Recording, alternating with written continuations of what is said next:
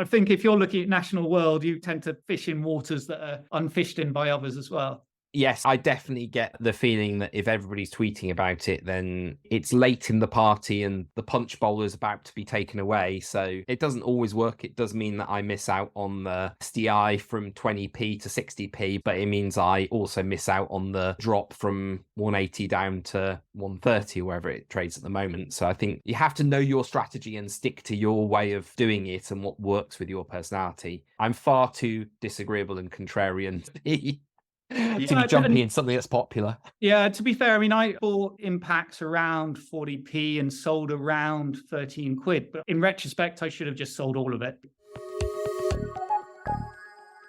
Hello, and welcome to the Value Trap podcast, a live discussion between myself, Mark Simpson, and my co-host, Bruce Packard, about the shares we own, UK small mid-cap news, and wider market trends. In this episode, we cover the recent UK inflation figures and whether the corresponding market moves are logical or not. We touch on house builders and building product suppliers, and how much investors should pay for quality companies such as Games Workshop. We also discuss commodity producers such as M.P.Evans and Anglo-Eastern Plantations, and whether Bruce's dreams are pretentious. We end with a debate on how investors should apply their own adjustments to financial figures using Reach as an example.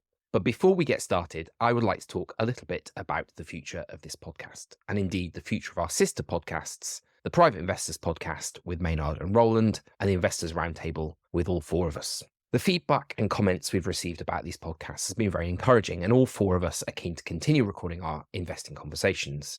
But as you might imagine, these podcasts do involve a fair amount of time and effort, and they do require some skilled editing and production. Many podcasts cover these costs via advertising and sponsors. However, adverts are rarely popular and sponsorship often comes with strings attached. Whereas we want to be able to speak freely on our podcasts and only focus on you, the listener, rather than pandering to advertisers and sponsors as well. So instead, from the 1st of August this year, we will introduce a modest monthly charge of £12.50 to listen to the Investors Roundtable podcast, the Value Trap podcast, and the Private Investors podcast. As an introductory offer, those who subscribe before the 1st of August can enjoy our podcasts for just £10 a month. As you can imagine, we don't take this decision lightly, which is why our other podcasts on the Fund Your Retirement platform will remain free, including the interviews with many great investors such as Chris Boxall and others. But we hope you'll also consider becoming a premium subscriber and support the production of all the great Fund Your Retirement content.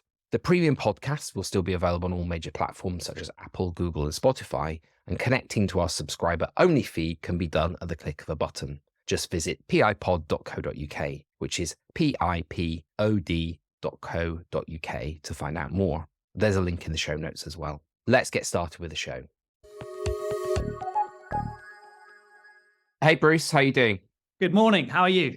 Yeah, I'm good. Just was on holiday the last couple of weeks, so feel like I'm just about getting back into the swing of things. But I thought that's probably like an interesting place to start because lots of us are having holidays this time of year. I don't know whether it was just me, but I found the last couple of weeks the news flow was really quite high and was quite difficult to keep up with. You know, even stocks I own, I was often giving the results a cursory glance, particularly if they were in line with what I expected. How do you find that? What's your thoughts? So I like to log off completely when I'm on holiday, and quite often I'll go somewhere where I don't have a mobile signal. So I was at a music festival this weekend and I didn't look at my phone for 3 days. I actually feel like that helps my thought process because I feel like at the moment we have so much information available. It's dealing with information diabetes, and you just have to sometimes go on an information diet or some intermittent information fasting. Yeah, I remember the times, you know, like I'd go on holiday before we all had smartphones, and I often wouldn't check share prices during that week or 2 weeks. I mean, it potentially fits with my style of investing where I often hold the same things for a long period of time. And I think you do likewise as well, don't you? Yes. But also feels like this year particularly has not been a year to sit on your laurels. There's been profit warnings, but also companies that are beating expectations. There's been slow reactions to news. And I think in some level, it often pays to be paying attention when everybody else isn't. Like the news that comes between kind of Christmas and New Year, if you're the one logged on, you can get good prices on things, can't you? It is very funny how companies do sneak out the odd announcement between Christmas and New Year. And very often it's announcements that they don't want investors to see. So I used to work at Evolution and the stockbroking firm, and they put out a announcement between Christmas and New Year about the chief executive and chairman's share options being repriced. And I just happened to be in the office, and I thought that it might be worth sending that round to everyone. What was it, career limiting? I knew that I wasn't going to stay there too long, and I resigned a couple of months later. So I wasn't too worried about that. That was your golden goodbye instead of a massive payoff, was it?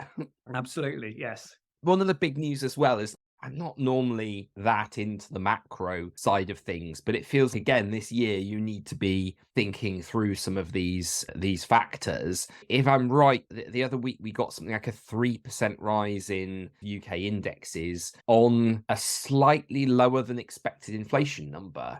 Well, what's your thoughts on that? Although this came through as unexpected, there were a few people at the start of the year talking about base effects from the inflation data because energy price rises spiked this time last year. And there was a chap called James Ferguson, who I used to work with, who's very good on the macro, partly, I think, because he didn't study economics, and partly because he spent a long time on the Japanese desk and saw all the things that happened in Japan and was able to apply that pattern recognition during the financial crisis, but also after the financial crisis. He's one of the few people who knew about quantitative easing before it happened. And his view was, he was saying at the start of the year on a podcast with Merritt and Somerset Webb, he was saying, yes, we could see inflation disappoint or surprise on the upside in terms of better than expected, lower than expected inflation as early as June 2023. And I feel like he got that absolutely right. And it was because he was looking at the base effects of the energy price rise spike in June last year. And his thoughts on inflation were then it's likely in H2 that we might see everyone declare victory too early, and there might be a second inflation spike just when people aren't expecting it, because inflation is one of those things that once it's out of the bottle, it's very hard to get it back in the bottle. Once inflation goes above 5%, it only comes back when base rates are higher than the rate of inflation. I think that's a maxim you've mentioned before. And we're not close to that. My concern is, and obviously the pricing here is that the market's forecast for peak rates came off quite significantly in response to this. In that sense, if you believe the peak rate prediction of the market is logical, then some of that move in sort of FTSE 250, FTSE 100 companies, particularly the house builders, potentially is logical. The bit that I doubt is that sort of one single inflation print is going to have a massive effect on where the base rates peak. Just because it's a noisy series, and as you say, there's these base effects of energy in there. Certainly, I've noticed the price I'm paying for fuel is pretty much back to the average of the last 5 years, probably. So I'm not paying a lot more for fuel. The concern is that the wage inflation hits, isn't it, I think? You mentioned that the index was up 3%, but actually Taylor Wimpey, Barratt Developments, Persimmon, they were up between 12 and 13% on 1 month's data. And I think you're right that maybe people are extrapolating from 1 month's data from a noisy time series, and perhaps there might be a reassessment going forward. So yes, I agree with that. I think I'm probably more bearish than the market on those house builders because, you look at some of the data coming from the suppliers to house builders, it's a little bit mixed, but I noticed that I think today there was a profit warning from Safe Style. So I don't think they do a lot of new build work, but they're obviously very reliant on the transaction volumes of housing. People put new windows in when they move into a new house, or they want to sell a house and get the maximum value for it. And they're down something like 45% this morning on that sort of news. It doesn't look an overreaction necessarily to me because they're forecast to be loss-making and are not seeing much of a recovery. But on the other side, you've got very similar companies like Eurocell and Timon that reported this week as well, and are saying, I think Timon said they were towards the upper end of market expectations, and Eurocell said they're in line. Perhaps the scary headline from Eurocell is that they said the PMI, residential PMI expectations are for something like a 19% fall in H2. And I'm not sure many companies can dodge that bullet. Yes. Did they use the phrase strong balance sheet in that RNS?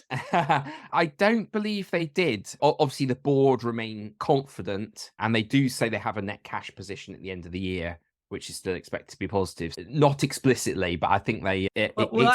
Actually, I feel like companies with a net cash position don't tend to say they have a strong balance sheet, because they do. It's the companies with lots of intangible assets on their balance sheet and lots of net debt that tend to say strong balance sheet. I mean, we saw a couple of them this week. We saw S4 and Learning Technologies. Yeah. And it's almost like it's a little bit of an indicator that financial PRs use to signal that the balance sheet isn't strong, and that perhaps they need to come to the market, come back to investors. I'm not quite sure why company management or company PRs put in the phrase strong balance sheet when there are a lot of intangible assets and net debt on the balance sheet.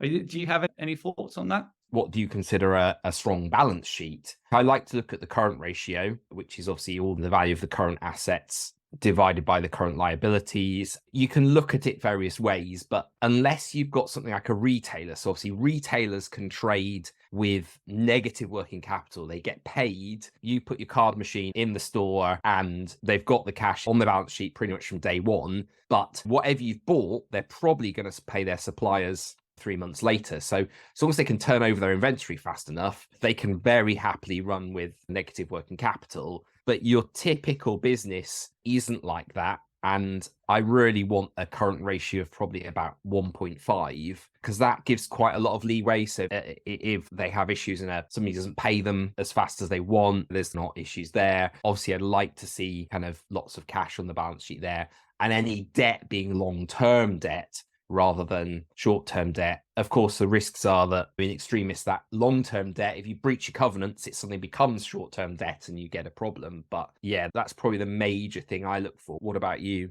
I tend to look for intangible assets, because intangible assets, they're subject to an annual impairment test. We saw today with RBGP, who've taken a big write-down on their court cases, their legal disputes, I think about 13 million. These intangible assets can suddenly be revalued. So what I tend to do is deduct them from shareholders' equity and get a net tangible book value. Sometimes that number is negative. And that's fine as long as there's cash flow coming in. But if there's no cash flow coming in either, I get quite nervous. The other thing I tend to look at is with banks, I tend to look at their funding. HBOS claimed in H1 2008 to have a strong balance sheet, when they were actually on support from the Bank of England's special liquidity scheme. And you do think that this is an example of text in an RNS where no one has quite defined what a strong balance sheet means. And that tends to mean that financial PRs and management can say they have a strong balance sheet, and no one can sue them for saying, no, you don't have a strong balance sheet because I've deducted intangible assets from your shareholders' equity, and that proves that you don't have a strong balance sheet, because it's quite a subjective phrase, whereas the net debt or net cash is the current ratio as well, is an indicator that you tend not to be able to gain, because it's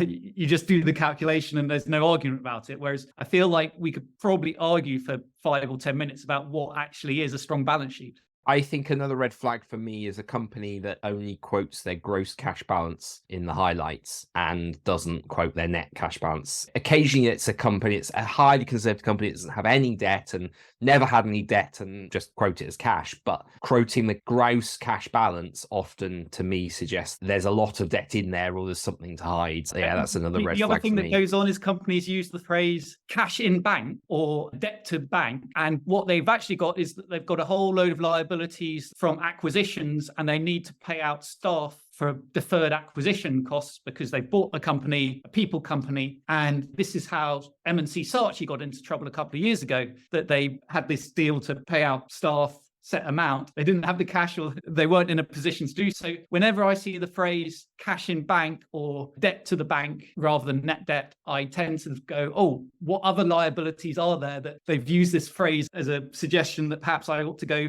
digging in the notes of account and see what I can find. when I'm looking at stuff, I tend to view any current contingent consideration as debt. It's likely to be paid in the next 12 months. So therefore, it's likely to be the same as debt. I view also provisions. So any short-term provisions that are on that balance sheet, I view them as debt as well. I also think potentially tax owed should be considered like a debt, because if a company's declared a profit but not yet paid HMRC, it's going to be number one on their list of payments going out. Whereas something like a payable debt can be rolled with the business or can be it's a kind of continuous value. When companies fail, it's actually the liabilities to HMRC that bring it down. That a lot of suppliers might be a bit annoyed that they're getting paid later and later, but they're not going to put the company into bankruptcy because they do feel that they'll be paid eventually. But the taxman tends to be quite unsympathetic. If you owe the taxman money and not afraid to put companies into receivership or insolvency. If a company's got lots of liabilities, including to the taxman, that can be a red flag. Yeah. So taking back a bit, if we said that holiday times are difficult, have you got any strategies to try and manage that sort of news flow better, to try and prioritize where you should be focusing your efforts when time's short? To be honest, I tend to try and take breaks from information and just avoid reading anything. I do think there's an awful lot of financial commentary that is fascinating and entertaining, but maybe isn't going to help me find the next 10 bag and not going to help me find the next Games Workshop or Impacts Asset Management. As an example of that, I would say Matt Levine's newsletter from Bloomberg is absolutely hilarious and really interesting and covers some really interesting legal topics, but it's quite US focused. And I just feel, I really learned stuff reading this email, but it probably takes 15, 20 minutes to get through everything and think about the issues. And it probably is not helping my investment process. How about you? I think trying to avoid Twitter when I have a lot of things on. So I think it's good as entertainment. And there's some extremely knowledgeable commentators out there who spot red flags in companies that I don't always, or really get to the meat of the matter on reporting companies. But I also find that I get sucked into the latest topic du jour as well. So I check those for 5 minutes, and then the next hour is being angry about the latest political upheaval or just checking the status of various other world events. And it just sucks that time. Whereas I had good intentions to go, and occasionally I get some important information, but because of how I treat it is often quite low. So I think that's the other learning for me is, treat it as entertainment, read it in the evening. But if I'm actually focused on doing investing work, as it were, then I tend to avoid that. Yeah, absolutely. I feel that a lot of investing is just actually reading boring RNSs and reading in between the lines. And a lot of the commentary is actually very interesting. And will it help you find a good investments? Probably not. And I think even I take it to the extreme where, like, I try and make the first thing I read is the balance sheet. I've checked the balance sheet, and if it looks terrible to me, don't even need to read that management commentary. It's just off the pile. And I think having those sort of almost like initial checks on things is a great way of prioritizing your time as well, of what's the most important things to you and do those first. Yeah, although I would say actually I quite like reading the text, and I'd give Games Workshop as an example of this, that I feel that companies that communicate very openly and honestly with their shareholders in the text also tend to be good investments. I came across Games Workshop 15 years ago because I actually quite liked the way that the then chief executive communicated in a slightly grumpy style, but also very direct and honest. And it's been a fantastic investment. I know you're not particularly a fan, but I like the high profitability and the high margins. I am a fan, as in terms of really recognize those margins, that cash flow, those aspects of it. But I just get the feeling that it's a found gem. It's the one that private investors love. And because it's done so well for them in the past, and you look at the actual numbers that the company delivered in the recent results, and it's a sort of 4.7% increase in EPS. It's on a 28 times price earnings. Even if all of that earnings is generated in cash and is paid out to shareholders, then you're still on a 4.7% dividend yield. it just seems to me that there's a lot of growth built into those numbers, and certainly they haven't appeared in the last year or so, and they're not forecast to appear in the next year or so. Now, you could argue there's a longer term growth story here. So what's your upside? What's your...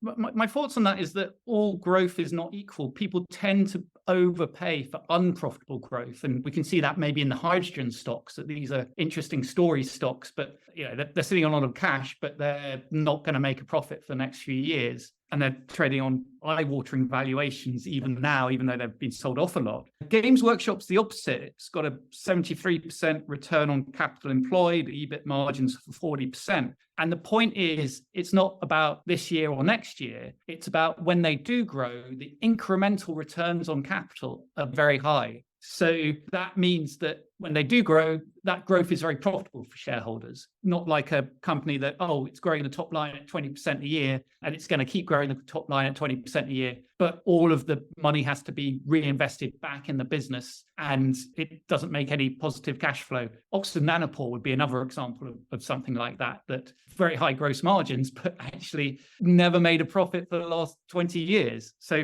that is the thing that I look for. I look for highly profitable companies that people think have gone X growth, but actually haven't. And therefore, when they do grow, they turn into multi-baggers. And that's worked for me in the past. And I'm going to keep looking for that sort of profile. Yeah, I do get that. And that's why the PEG ratio, it can be a good metric, is that you take the price earnings ratio and divide by the future expected growth rate. And the theory is if it's less than 1, then you found potentially a good growth stock. And it works because the maths works. If you take a company that is on price earnings of 30 and it's growing EPS, or will grow EPS at sort of 30% for the next sort of 5 to 10 years, with I think it's a return on capital employed or return on equity of about sort of 15 to 20%, then actually that is fairly priced. So for me, you've got a higher return on capital here, so you can potentially have a little bit slower growth, but the maths to me says that you need to be growing EPS on this, on a company that's on a price earnings of 28, you need to be looking at 20 to 25% compound earnings growth over the next 5 to 10 years to make a case that it's fairly valued today. So therefore, you need to have a reasonable faith that it's going to grow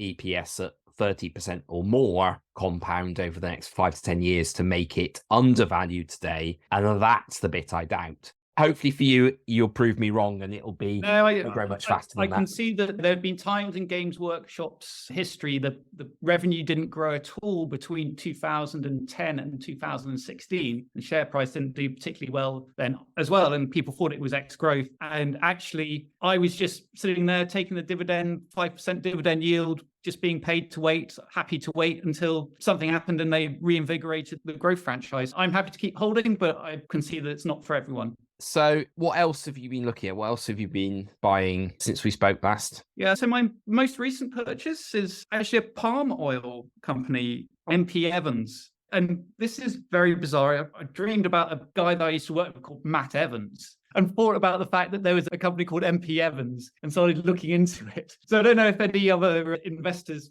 invest based on their dreams. I also had a dream about Credit Suisse needing to be rescued by Lloyd's over the weekend, 6 weeks before it failed and needed to be rescued by UBS over the weekend. I don't know what that says about me.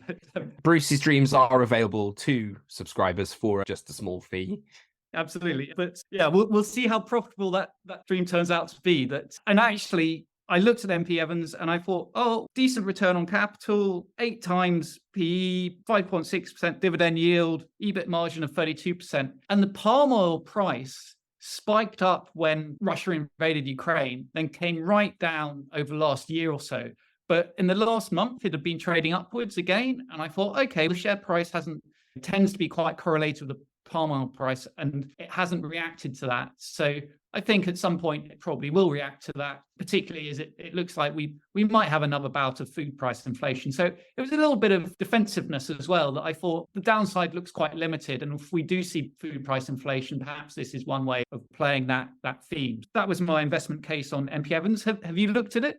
I looked at both kind of palm oil because there's another one called Anglo-Eastern Plantations that's also UK listed, and not in a massive amount of detail, but I definitely looked at the last set of results from Anglo-Eastern, and their numbers, they said, were that the palm oil price for the first 5 months of 2023 were 39% lower than the corresponding period last year. And that the current prices, I think they reported early in kind of June, were 16% below that average. Yes, I think that the price has come back or increased somewhat recently, but on any medium-term view, it seems down significantly. And I'm wondering how much that has been priced by the brokers, because you see this consensus, particularly for these commodity plays, and you think, oh, that's on a P of 2 or P of 5. That's great kind of value. Another example would be platinum, rhodium miners.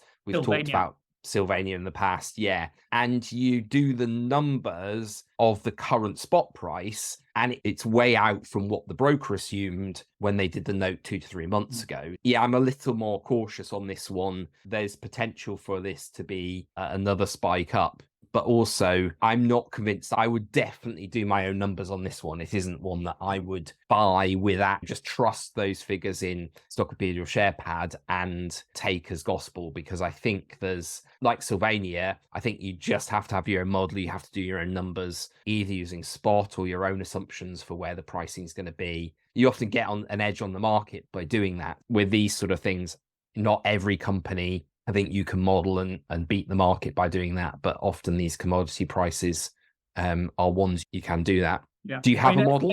No, so I looked at the dividend yield and looked at FinCap's earnings for M.P.Evans and thought the share price had come off 30%, and I felt like a lot of it was in the price. AEP doesn't even have broker forecasts, so you have to do your own model or rely on historic earnings, which it's on 4 times historic earnings, and I think that tells you that those historic earnings are probably not sustainable. So maybe we see the earnings halve. The other issue with Anglo-Eastern was that I think their production was down about 5%, and the palm oil they bought in to process was down about 13%. So you add in sort of commodity prices down 50% and production down, say, 10%, add in some operational gearing, and you're looking at profits down something like 70%. Again, not a model in there, but just a finger in the air. This is going to be the impact. Yeah, I'm a little more cautious on these than you. Yeah, and actually, I would push back a little bit on the idea that you need your own model, because I think that's one way of doing it. But I followed Sylvania for a few years and bought when the platinum price collapsed in 2015 and the share price fell from 12p to 6p.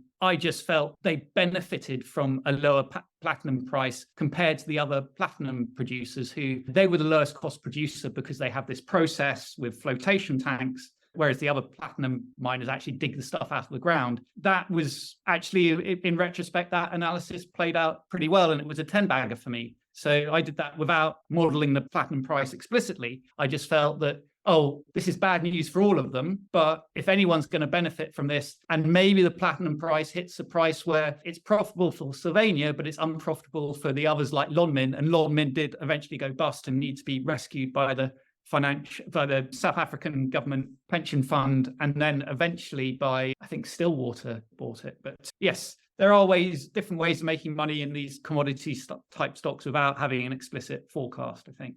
Yeah, no, it's a good idea. And also, I guess we're talking about is almost like a different time frame.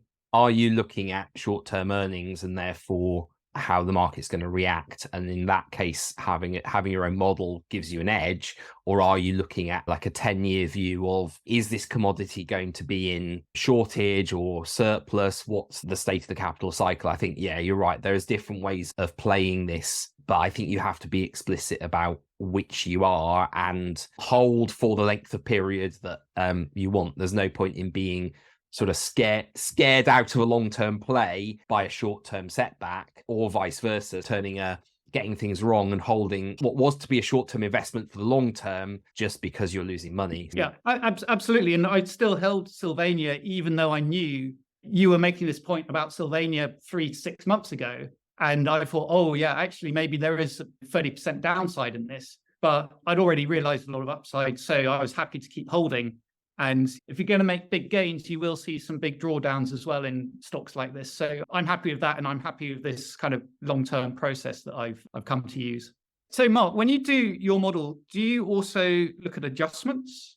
Yes, like I said before, certain things I consider debt, like contingent considerations, provisions. The other one to consider, I think, is pension deficits. So that can be a big, effectively off-balance sheet number. Very briefly, there's different ways of measuring pension your favorite deficits. topic. Your favorite topic, pension deficits. There's different ways of measuring it. There's IAS 19, which is what you on the balance sheet, and there's triennial valuation, which is what the actuaries do for the fund itself, and they determine the payments that the company has to make. Finally, there's a buyout valuation, is what an insurer's, how much you'd have to pay an insurer usually to take these off your hands. And of course, that's an even more conservative set of assumptions. So you typically, it goes, the number on the balance sheet is the best case scenario, and the buyout is the worst case scenario, and the triennial is somewhere in between. The triennial for many companies can be pretty big. So Reach is a kind of classic example here, where I think from memory, it's approaching about £400 million. I don't believe the company has agreed with the pension trustees. It's something like their 2019 triennial valuation. So they've been in dispute effectively with their own pension trustees over how much they are going to pay them for a significant period of time. In fact, they're now doing the next 3-year valuations of triennial as 3-year valuation, the next doing the 3-year valuation without necessarily having, as far as we can tell, agreed the previous one. Now, there's a few different pension funds in here. So I believe it's the big one that's still not agreed. There's some in there that they may well have agreed. Yeah, it's another company that had results this week. Yeah, we should just say that Reach used to be the Daily Mirror. It's regional and national newspaper brands like Mirror, Express, Daily Star, Daily Record, Manchester Evening News, and the market cap, it's below 300 million. So the pension deficit is actually larger than the market cap. So you could look at this as a pension fund with a few national and regional newspapers attached. It's on about 4 times earnings, which makes it look very attractive, looks very cheap. But if you make these adjustments, it doesn't quite look as cheap. Sorry, but yeah, that's great. They produced results recently, and their sort of quarterly figures, they had digital revenue for Q1 down 13%, and that had accelerated down 19% in Q2.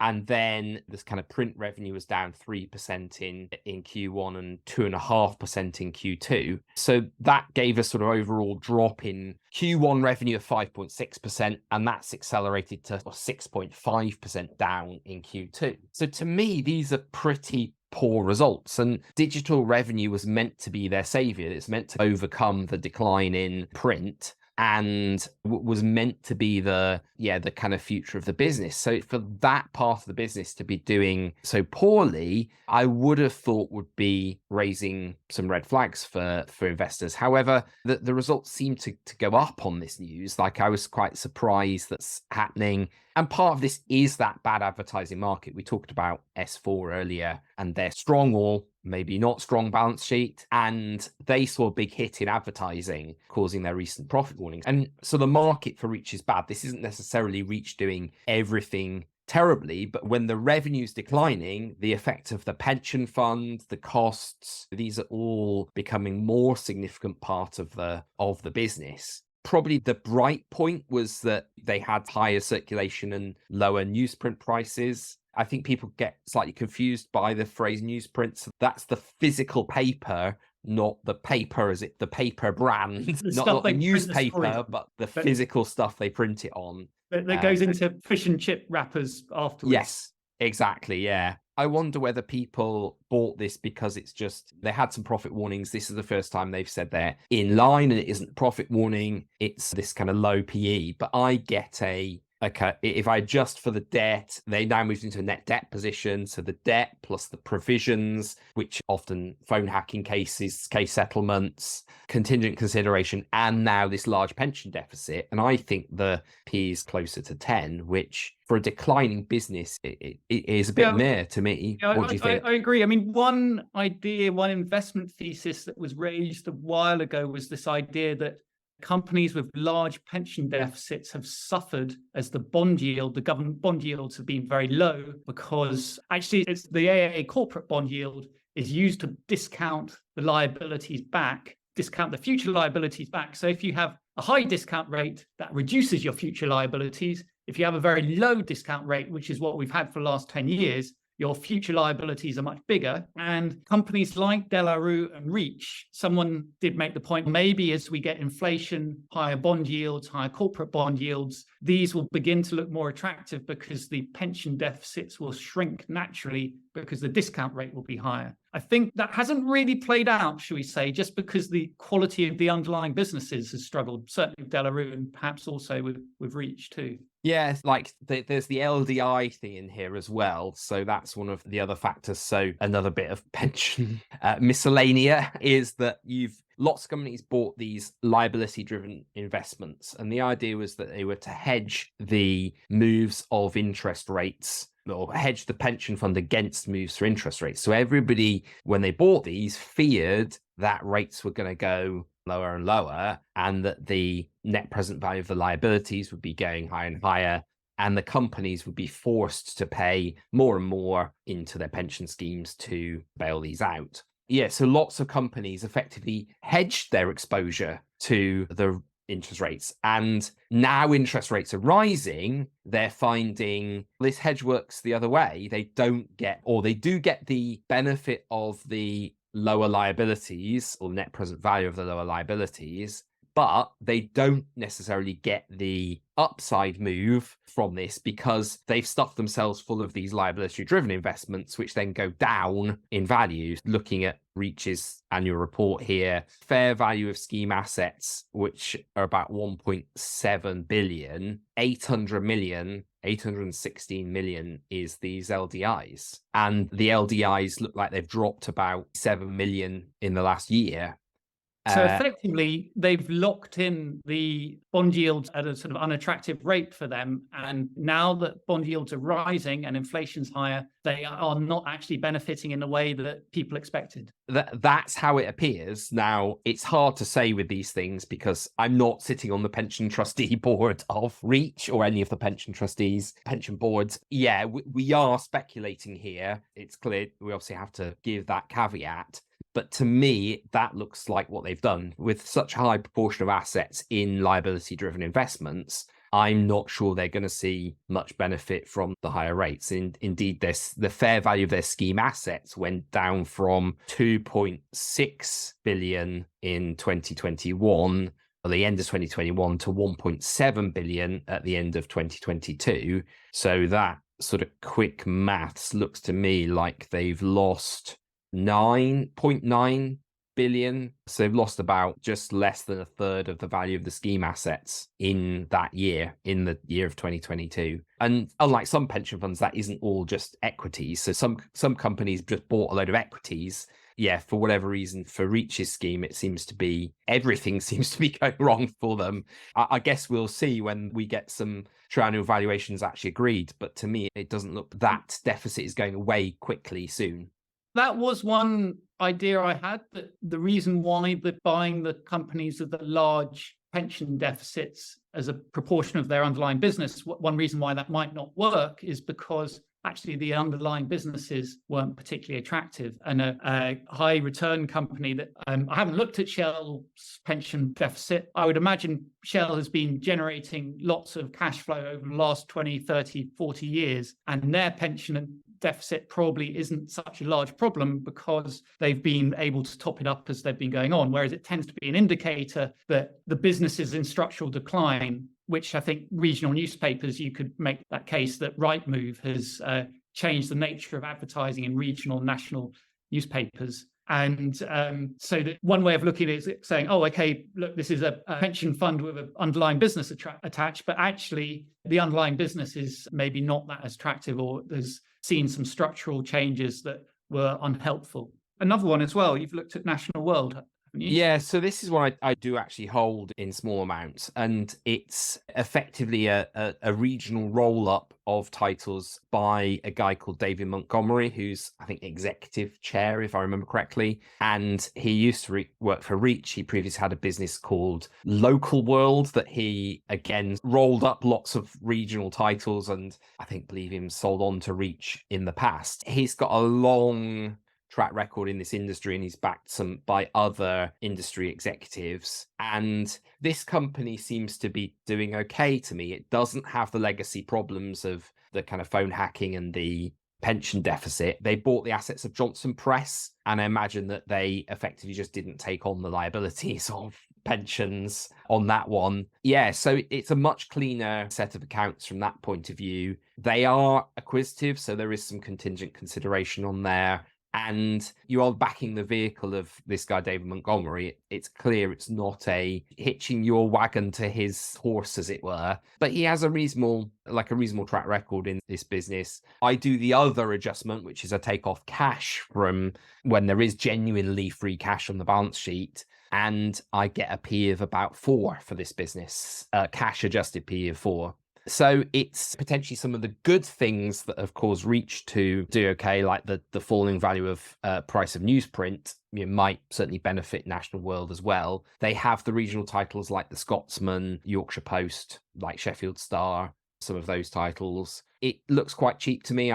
This is a sector I potentially doesn't attract everyone given the declining nature, but to me it looks like a bit of a value trap. I mean, I can see your argument about Reach, that it's on 4 times earnings, but maybe it's actually, if you make some adjustments, it's on 10 times earnings. It's the opposite way around with National World, that it's on 6 times earnings, but if you make some adjustments for the cash, it's actually on 4 times earnings. These type of investments don't tend to have worked for me in the past. That I might make 20% or lose 20%, but I tend to look for something that's going to compound over years and make lots more upside. So I tend to avoid these value trap ideas, but that's just a different process. And it is illiquid as well. So it's one of those where, because of the larger holdings, that not much of the company trades on a daily basis. So the price moves are quite accelerated here. So less than 50 million market cap as well, that I can imagine maybe it's a bit of an overlooked stock, that it's in a hated sector with a small market cap, perhaps presents an opportunity. For me, I feel like it's unlikely to be a much